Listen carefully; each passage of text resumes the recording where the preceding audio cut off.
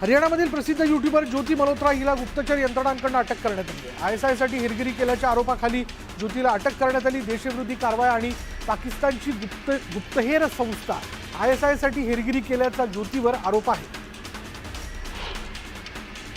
ज्योती मल्होत्रासह एकूण 6 जणांना अटक करण्यात आल्याची प्राथमिक माहिती समोर आली। या प्रकरणात आतापर्यंत पंजाब आणि हरियाणाच्या विविध भागात राहणाऱ्या एकूण 6 जणांना अटक करण्यात आली आणि यात 25 वर्षीय देवेंद्र सिंह याच्यावर ही हेरगिरी केल्याचा आरोप असून त्यालाही अटक करण्यात आली।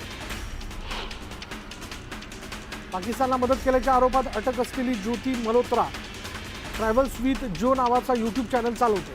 ती पाकिस्तानच्या दौऱ्यावर गेलेली असताना ती पाकिस्तानची गुप्तचर यंत्रणा असलेल्या आयएसआयच्या संपर्कात आली। जम्मू काश्मीर पोलिसांनी दहशतवादाविरोधात कॅच अँड हंट ऑपरेशन सुरू केले। सुरक्षा दलांनी सीमा आणि आसपासच्या भागात शोध मोहीम सुरू केली। कठुआ जिल्ह्यातही सुरक्षा दल सतर्क झालं असून सीमा आणि आजूबाजूच्या भागात बारकाईने शोध घेतला जातो। होय, भारताने पाकिस्तानवर हल्ला केला होता असं वक्तव्य करत पाकिस्तानचे पंतप्रधान शहबाज शरीफ यांनी कबुली दिली। ऑपरेशन सिंदूरबाबत विरोधी पक्षनेते राहुल गांधी यांनी सरकारला जाब विचारला। ऑपरेशन सिंदूर दरम्यान भारतानं किती विमानं गमावली असा प्रश्न त्यांनी सरकारला विचारला। परराष्ट्र मंत्र्यांच्या विधानाच्या आधारे त्यांनी सरकारला कोंडीत पकडलंय आणि हल्ल्यापूर्वी सरकारनं पाकिस्तानला का कळवलं असा प्रश्न ट्विट करत राहुल गांधींनी काही सवाल उपस्थित केले। युद्धजन्य परिस्थिती स्विमिंगमध्ये व्यस्त असल्याचं वक्तव्य शहबाज शरीफ यांनी केलंय। त्यांच्या या वक्तव्यानं शहबाज शरीफ यांची पुन्हा एकदा पोलखोल झाली आहे। अमेरिकेच्या राष्ट्राध्यक्षांच्या हस्तक्षेपामुळे मोठी आपत्ती टळल्याची कबुली पाकिस्ताननं दिली। पाकिस्तानचे पंतप्रधान शहबाज शरीफ यांचा एक व्हिडिओ सोशल मीडियावरती व्हायरल होतोय। यात अमेरिकेचे राष्ट्राध्यक्ष डोनाल्ड ट्रम्प यांचे त्यांनी आभार मानले। ट्रम्प यांच्या हस्तक्षेपामुळे दक्षिण आशियात मोठं युद्ध टळलं, अन्यथा मोठी हानी झाली असती असं शरीफ यांनी म्हटलं। भारतानं आता बांगलादेशवरही बिझनेस स्ट्राईकच्या माध्यमातून मोठा त्यांना दणका दिला। भारतातील बंदरातून परदेशात जाणाऱ्या बांगलादेशी वस्तूंवर निर्बंध टाकण्यात आलेत। आजवर बांगलादेश परदेशात वस्तू आणि गारमेंट पाठवण्यासाठी भारतीय बंदराचा वापर करत होता। भारतात पाकिस्तान लष्करी संघर्षानंतर सुफिया कुरेशी आणि व्योमिका सिंग यांच्या नावांची खूप चर्चा सुरू आहे आणि या दोन्ही महिला अधिकाऱ्यांनी भारताची बाजू खंबीरपणे मांडली। त्यांच्या या धाडसी पावलामुळे पश्चिम बंगालच्या पांडबेश्वरमधील एका नवजात मुलीचं नाव सोफिया कुरेशी ठेवण्यात आलं। भारतावर भ्याड हल्ला करणाऱ्या पाकिस्तानला नाव न घेता मोहन भागवत यांनी टोला लगावला। भारताचं कोणाशीही वैर नाही, पण तरी कोणी हल्ला करण्याचा प्रयत्न करत असेल तर त्याला धडा शिकवल्याशिवाय राहणार नाही असं भागवतांनी म्हटलं। पाकिस्तानच्या खोटारडेपणाची पोलखोल करण्यासाठी भारत सरकारने विशेष योजना आखली आहे। मोदींच्या नेतृत्वाखाली केंद्र सरकारकडून 7 खासदारांचं शिष्टमंडळ तयार करण्यात आलेलं आहे आणि यामध्ये काँग्रेसचे खासदार शशी थरूर, राष्ट्रवादीचे खासदार सुप्रिया सुळे यांचाही समावेश आहे। नागपुरातील एक महिला काश्मीरमधील कारगिल इथून बेपत्ता झाली। सुनीताने पीओके बॉर्डर पार केली असून तिला पाकिस्तानी सैन्याने ताब्यात घेतल्याचा संशय गुप्तचर आणि सुरक्षा यंत्रणेनं व्यक्त केला।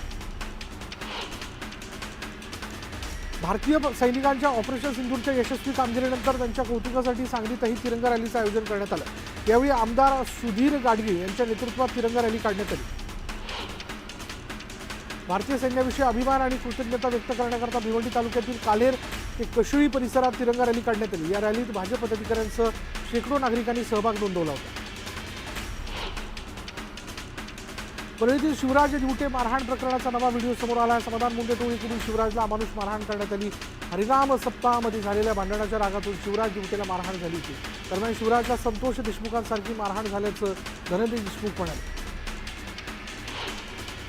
बीडमधील परळी म्हणजे दहशतीचा अड्डा झालाय। शिवराज दिवटेला मारहाण करणारी मुलं अतिशय छोटी होती, काही तर 18 वर्षांच्या आसपास होती असा आरोप अंजली दमानिया यांनी केला। तर जसं ऑपरेशन सिंदूर सीमेवर केलं तसंच महाराष्ट्रातील बीडमध्येही करण्याची गरज आहे।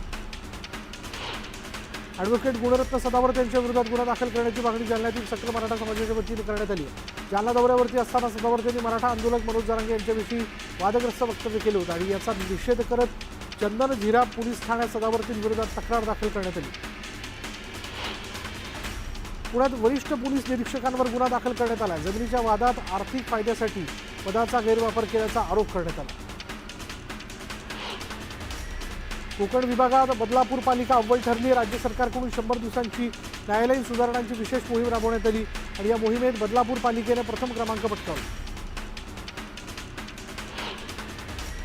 यंदाच्या पावसाळ्यात बदलापूरकरांना महापुराचा धोका अधिकच वाढलाय आणि याचं कारण म्हणजे बदलापूर शहरातून वाहणाऱ्या नदीचं पात्र अरुंद करण्यात आलं. मातीचा भराव टाकल्यानं पुराचा धोका आणखीनच वाढला. पुण्यातील धरण साखळी क्षेत्रात 8.85 TMC पाणीसाठा शिल्लक आहे. चारही धरणात मागील वर्षाच्या तुलनेत किंचित जास्त पाणीसाठा आहे. मात्र तरीही नागरिकांनी पाणी जपून वापरा असं आवाहन करण्यात येतं. मुंबई नाशिक महामार्गावरील भिवंडी ठाणे बायपासवरील दिवे गावच्या हद्दीत बसने अचानक पेट घेतला आणि या आगीत संपूर्ण बस जळून खाक झाली असून पेट्रोल पंपासमोर ही घटना घडली आणि त्यामुळे एकच खळबळ उडाली. उद्धव ठाकरेंचं जहाज डुबायला लागलं आणि त्या जहाजाची त्यांनी चिंता करावी अशा शब्दात एकनाथ शिंदेंनी उद्धव ठाकरेंवर निशाणा साधला. उद्धव ठाकरेंच्या ओव्हरलोड जहाजाच्या मुद्द्यावर शिंदेंनी टोला लगावला. अमरावती शहर भाजप जिल्हाध्यक्षपदी नितीन धांडे यांची नियुक्ती करण्यात आली. दरम्यान अमरावतीत भाजप महानगरपालिका निवडणूक स्वतंत्र लढणार असं वक्तव्य करत पालिकेवर भाजपचाच महापौर असा विश्वास नवनीत राणा यांनी व्यक्त केला. भूषण गवई सरन्यायाधीश झाल्यानं आंबेडकर पिता पुत्रांना दुःख झालं. त्यामुळे प्रकाश आंबेडकर आणि सुजात आंबेडकर या बाप लेकांना दुर्लक्षित करा असं म्हणत राजेंद्र गवई यांनी सुजात आंबेडकरांच्या टीकेला उत्तर दिलं. पुण्याचे काँग्रेसचे नेते दत्ता बहिरट यांनी उपमुख्यमंत्री अजित पवारांची भेट घेतली. दत्ता बहिरट राष्ट्रवादीत पक्षप्रवेश करणार असल्याच्या चर्चांना जोरदार उधाण आलं. महायुती सरकारला 6 महिने पूर्ण झालेले आहेत. मात्र तरीही मंत्रिमंडळातील 5 मंत्र्यांना खासगी सचिव मिळाले नाहीत. उदय सामंत, शंभूराज देसाई, संजय राठोड, गुलाबराव पाटील, मकरंद पाटलांना खासगी सचिव अजून मिळालेले नाहीत आणि या मंत्र्यांना खासगी सचिव कधी मिळणार हे पाहणं महत्त्वाचं ठरणार. अमित शहा यांच्यामुळे शिवसेना आणि भाजपमध्ये कटुता आली असं वक्तव्य खासदार संजय राऊत यांनी केलं. आमचे भाजपचे संबंध चांगले होते, पंतप्रधान नरेंद्र मोदींसोबत चांगले संबंध होते, पण अमित शहा दिल्लीत सक्रिय झाले आणि भाजप आणि शिवसेनेच्या नात्यामध्ये कटुता निर्माण झाली असं राऊतांनी म्हटलं. ईडीकडून अटक होण्याआधी मला एकनाथ शिंदेंचाही फोन आला होता असा दावा संजय राऊत यांनी केला. एकनाथ शिंदेंनी मला फोन करून मी वरती बोलू का, अमित शहा यांना सांगू का असं विचारलं असल्याची माहिती राऊतांनी दिली. संजय राऊतांच्या बोलण्यात काही तथ्य नाही, त्यांना फक्त लिहून पिक्चर बनवायचा असं म्हणत संजय शिरसाटांनी राऊतांवर टीका केली. महाराष्ट्राच्या राजकारणाला सतत नरक बनवणारा किडा म्हणजे संजय राऊत आहे. पुस्तकाचं नाव नरकातला किडा असायला पाहिजे होतं असं म्हणत शहाजी बापू पाटलांनी राऊतांवर टीका केली. भरत गोगावले यांच्या प्रतिस्पर्धी उमेदवार स्नेहल जगताप अजित पवारांच्या राष्ट्रवादीत प्रवेश करणार आहेत. यावेळी महायुती म्हणून समन्वयातून काम करताना प्रत्येक पक्षाला आपली ताकद वाढवण्याचा अधिकार आहे, त्यामुळे इतर कोणाला काही अडचण असायची गरज नाही असं स्पष्ट मत माजी आमदार अनिकेत तटकरेंनी व्यक्त केलं. प्रश्न नसलेला समाज निर्माण करण्यात यश मिळालं आहे आणि त्यामुळे खरे प्रश्न सांगायला गेल्यावर लोक आम्हाला वेड्यात काढतात. शरद पवार गटाचे प्रदेशाध्यक्ष जयंत पाटलांनी हे वक्तव्य केले. वैभव नाईक यांनी ठेकेदारांकडून कमिशनचे पैसे लाटून भ्रष्टाचार करून जिओ ट्यूब बंधारा केला आणि तो वाहून गेला. निलेश राणेंनी वैभव नाईकांवर हा आरोप केला. माजी आमदार वैभव नाईकांना निलेश राणेंनी टोला लगावलाय. नुसत्या तोंडाच्या वाफा सोडून लोक लक्षात ठेवणार नाही तर नावं लक्षात ठेवतील असं काहीतरी करा, असं काहीतरी काम करा असा हल्ला बोल निलेश राणेंनी केला. मंत्री गिरीश महाजनांनी रक्तदान शिबिर राबवत जवानांप्रती कृतज्ञता व्यक्त केली. यावेळी मोठ्या संख्येनं कार्यकर्त्यांची उपस्थिती होती. बाजारात बोगस बियाणं आढळल्यास कृषी अधिकारी आणि कर्मचाऱ्यांना थेट घरी पाठवणार असा सज्जड दम भाजपचे आमदार चरणसिंग ठाकूर यांनी कृषी अधिकाऱ्यांना दिला. शेतकऱ्यांची फसवणूक केल्यास सहन करणार नाही आणि माती परीक्षण पूर्ण न झाल्यास पगारही काढणार नाही असा थेट इशाराच दिला. पालघरमध्ये शिवसेनेनं भाजपला मोठा धक्का दिला. माजी आमदार आणि भाजपचे माजी विधानसभा संघटक अमित घोडा यांनी एकनाथ शिंदेंच्या उपस्थितीत शेकडो कार्यकर्त्यांसह प्रवेश केला. विधान परिषद उपसभापती नीलम गोरे परभणी दौऱ्यावरती आहेत. यावेळी त्यांनी महिला पदाधिकाऱ्यांसह लाडकी बहीण योजनेच्या लाभार्थ्यांशी संवाद साधला.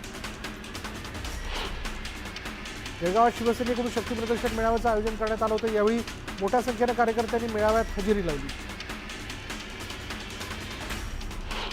मनसेच्या वतीने प्रतिमहापालिका सभागृह भांडूप इथे आयोजित करण्यात आलं. यावेळी प्रतिमहापौरपद ज्येष्ठ पत्रकार तुळशीदास घोलटे यांना देण्यात आलं. देशातील बाबासाहेब आंबेडकरांची राज्यघटना धोक्यात असल्याचं वक्तव्य माजी खासदार भालचंद्र मुनगेकर यांनी केलं. तर राज्यकर्त्यांना राज्यघटना मंजूर नसल्याचा आरोपही त्यांनी केला. लोणावळ्याच्या समतानगरमध्ये बुद्ध विहाराचं लोकार्पण करण्यात आलं. मंत्री रामदास आठवले यांच्या उपस्थितीत लोकार्पण सोहळा पार पडला. उच्च व तंत्र शिक्षण मंत्री चंद्रकांत पाटील चिपळूण दौऱ्यावरती आहेत. यावेळी चंद्रकांत पाटलांनी सपत्नीक चिपळूणमधील करंजेश्वरी देवीचं दर्शन घेतलं. यंदा मोसमी पाऊस वेळेआधी दाखल होण्याची शक्यता आणि त्यामुळे हवामान विभागाने दिलेल्या सल्ल्यानुसार शेतकऱ्यांनी सज्ज राहावं. ज्यांचं नुकसान झालंय त्यांच्या पाठीशी सरकार खंबीरपणे उभं राहील असं कृषी मंत्री माणिकराव कोकाटे यांनी स्पष्ट केलं. सिंधुदुर्गात सलग दुसऱ्या दिवशी अवकाळीने हजेरी लावली. देवगड, कणकवली, वैभववाडी या भागात झालेल्या पावसाने आंबा आणि काजूचं नुकसान होण्याची शक्यता. नंदुरबारमध्ये अवकाळी पावसामुळे अनेक घरांची पडझड झाली आहे. शहरातील बंधारहट्टी, चिचपाडा, भिलाटी, जळका बाजार, आंबेडकर चौक आणि मच्छी बाजार परिसरात अवकाळीमुळे मोठं नुकसान झालंय. दरम्यान आमदार डॉक्टर विजयकुमार गावित यांनी माळीवाडा परिसरातील नुकसानीचा आढावा घेतला. जळगाव जिल्ह्यातील 709 गावांमधील 16,548 शेतकऱ्यांना अवकाळी पावसाचा फटका बसलाय. दरम्यान 10,267 हेक्टर क्षेत्रावरील पिकांचं नुकसान झाल्याचा अहवाल समोर आलाय. यात सर्वाधिक फटका केळीला बसला. बीड तालुक्यातील कुटेवाडी शिवारात झालेल्या पावसाने 25 एकर क्षेत्रावरील कांद्याचं मोठं नुकसान झालंय. मागील 4 दिवसांपासून सतत अवकाळी पावसाची हजेरी आहे आणि याचा परिणाम काढणीला आलेल्या पिकांवर पाहायला मिळतोय. नाशिक जिल्ह्यात अवकाळी पावसाने जोरदार हजेरी लावली आणि यामुळे शेती पिकांसह फळबागांचं मोठं नुकसान झालंय. दरम्यान शेतकरी चिंतेत सापडला.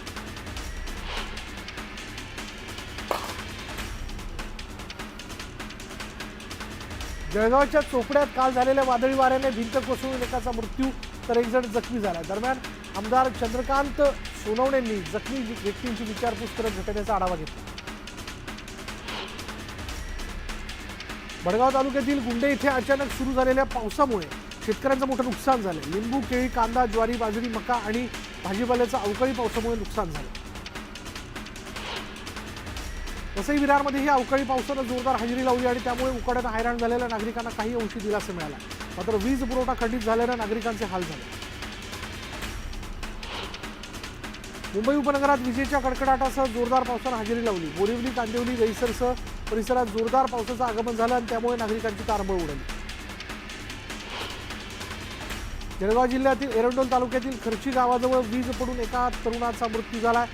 सासरवाडीवरून ही घरी परतत असताना ही दुर्दैवी घटना घडली. जळगावच्या चोपडा तालुक्यात कापूस लागवड सुरू आहे. मात्र अवकाळी पावसामुळे कापूस लागवड करताना अडचणी येत आहेत. त्यामुळे 15 मे पासून कापूस बियाणे विक्रीला परवानगी देण्यात आली. सोलापूरहून बीडकडे येणाऱ्या एसटी बसमध्ये महिलांची छेड काढण्यात आली. संबंधित महिलांनी नातेवाईकांना फोन करून याची माहिती दिल्यानंतर वाशी नाका परिसरात बस दाखल होताच नातेवाईकांनी बसवर दगडफेक केली. सोलापुरातील सिद्धेश्वर तलावातील मासे आणि कासवांचा अचानक मृत्यू होत असल्याचं समोर आलं आणि त्यामुळे जलतज्ञ राजेंद्र सिंह राणा यांच्याकडून सिद्धेश्वर तलावाची पाहणी करण्यात आली. पुणे मिरज रेल्वे दुहेरीकरण प्रकल्पांतर्गत वसगडेतील बाधित शेतजमिनींच्या भाडे निश्चितीसाठी 30 मे पर्यंत स्थळ पंचनामे करण्यात यावे असे आदेश सांगलीचे जिल्हाधिकारी अशोक काकडे यांनी दिले. जळगाव शासकीय रुग्णवाहिकेचा वापर चक्क बांधकामाचं सामान वाहून नेण्यासाठी केला जात असल्याचा धक्कादायक प्रकार उघडकीस आला. संबंधित रुग्णवाहिका पाचोरा इथल्या सरकारी रुग्णालयाची असल्याची माहिती समोर आल्यानंतर कारवाई करण्याची मागणी नागरिकांनी केली. सांगलीच्या कुरळप परिसरात बिबट्यानं कुत्र्यावर हल्ला केल्याची घटना घडली आणि त्यामुळे नागरिकांमध्ये भीतीचं वातावरण निर्माण झाले. दरम्यान बिबट्याचा बंदोबस्त करण्याची मागणी नागरिकांनी केली. बीड जिल्ह्यात उन्हाच्या कडाक्यात वाढ झाली आणि यामुळे वन्य प्राण्यांनी पाहण्यासाठी गावाच्या दिशेने धाव घेतली. त्यामुळे नागरिकांमध्ये भीतीचं वातावरण निर्माण झाले. दरम्यान बंदोबस्त करण्याची मागणी नागरिकांनी केली. बुलढाण्याच्या माळेगावातील अतिक्रमणावर कारवाई केल्यानं काही नागरिकांचा संसार उघड्यावर आला. यावेळी नागरिकांनी जिल्हाधिकारी कार्यालयासमोरच संसार थाटत घर देण्याची मागणी केली. बुलढाण्याच्या खामगावात नवसंकल्प ग्रुपने मोठ्या विहिरींची साफसफाई केली. विहिरीची साफसफाई केल्यानं पाणी साठवण्यात मदत होणार. जळगाव बस स्थानक परिसरात वाहतूक कोंडीची समस्या निर्माण झाली. यामुळे वाहनधारकांना नाहक त्रास सहन करावा लागतोय. तातडीनं उपाययोजना करण्याची मागणी वाहनधारकांनी केली. लातूरच्या नारायण ई टेक्नो स्कूल विरोधात मनसेनं खळखळाट आंदोलन केलं. मान्यता नसताना शाळा सुरू असल्यानं कार्यकर्त्यांनी तोडफोड केली. पालघर जिल्ह्यातील ग्रामीण भागात राष्ट्रीय ग्रामीण रोजगार हमी योजनेअंतर्गत तालुका स्तरीय बांबू लागवड मेळाव्याचं आयोजन करण्यात आलेलं होतं आणि विविध ठिकाणी घेण्यात आलेल्या या मेळाव्यातून 9,000 शेतकऱ्यांना मार्गदर्शन करण्यात आलं. लोणावळ्यातील कैवल्यधाम योग संस्थे शताब्दी वर्षानिमित्त भजन संध्या या कार्यक्रमाचं आयोजन करण्यात आलं होतं. प्रख्यात शास्त्रीय गायकांच्या सुश्राव्य गायनाने लोणावळाकर मंत्रमुग्ध झाले. अमरावती शहर पोलीस आयुक्त नवीन चंद्र रेड्डी यांची नागपूर शहर पोलीस उपायुक्त म्हणून बदली करण्यात आलेली आहे आणि त्यामुळे अमरावती शहर पोलीस मुख्यालयातर्फे मावळते पोलीस आयुक्त नवीन चंद्र रेड्डी यांना निरोप देण्यात आला.